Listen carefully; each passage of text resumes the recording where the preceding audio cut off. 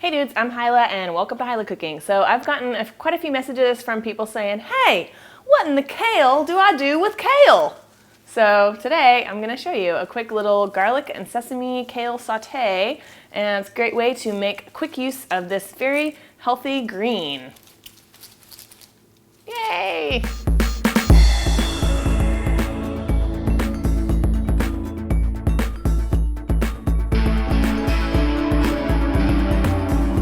First thing you're gonna need to do is wash your kale because it grows in dirt. So I've done that. So I'm just gonna start by stripping the leaves off of the stems. You can totally cook the stems too, but some people don't like it, so I'm gonna show you how to strip it off quick and easy.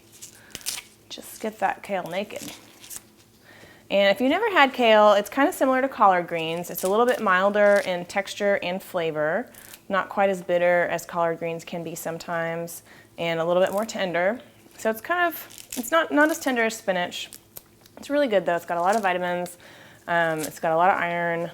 So just doing like that. And then, you know, these big end pieces, just sort of tear those up roughly. You know, we're going for kind of a rustic thing here, so don't need to be precise or anything. And you can also, this is a curly kale. As you can see, it's very curly. There's another one called dinosaur kale that's got flat leaves, but whatever. It's all called kale. You could cook it all the same way. Hey, Banjo. You want to help? You want to eat some kale stems? Banjo likes vegetables. Daisy does not. Here you go, buddy. Get it. There you go. Chompy chomp. Chomp, chomp, chomp, the little dude. He's such a little buffoon.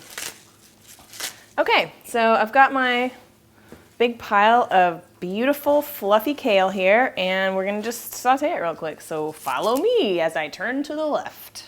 All right, I've got my skillet heating up here. I'm just gonna add a little tiny touch of oil, like half a teaspoon maybe. We're not trying to overdo this or anything.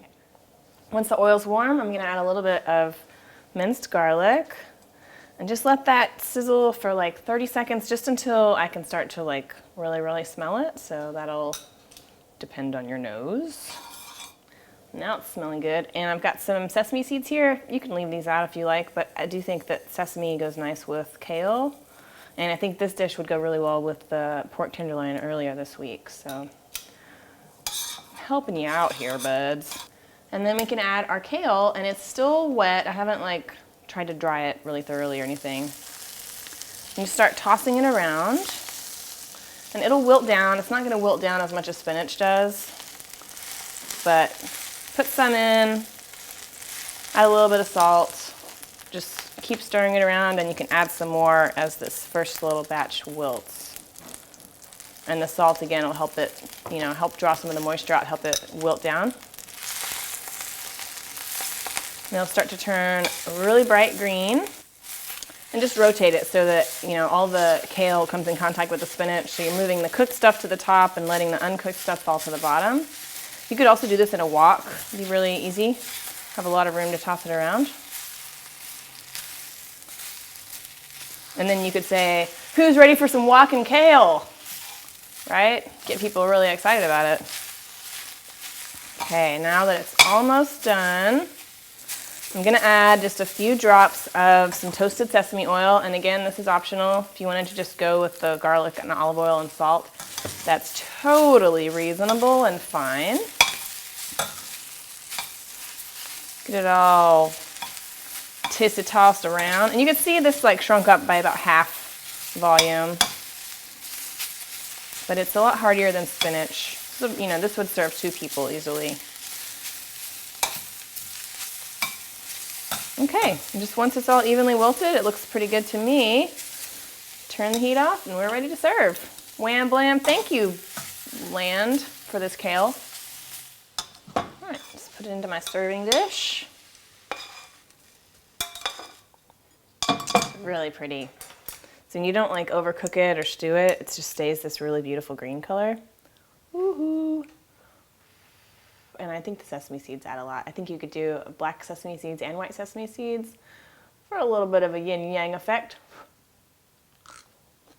It's garlicky and sesame-y and kale-y and healthy. You could also, dudes, I bet you could totally serve this over some brown rice with a little bit of cheese on top or something. It would be a really great vegetarian meal.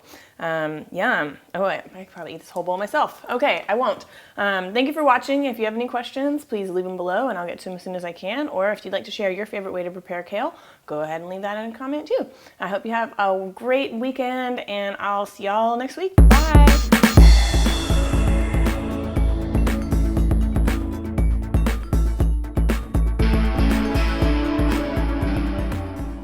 Banjo's being a major dick today.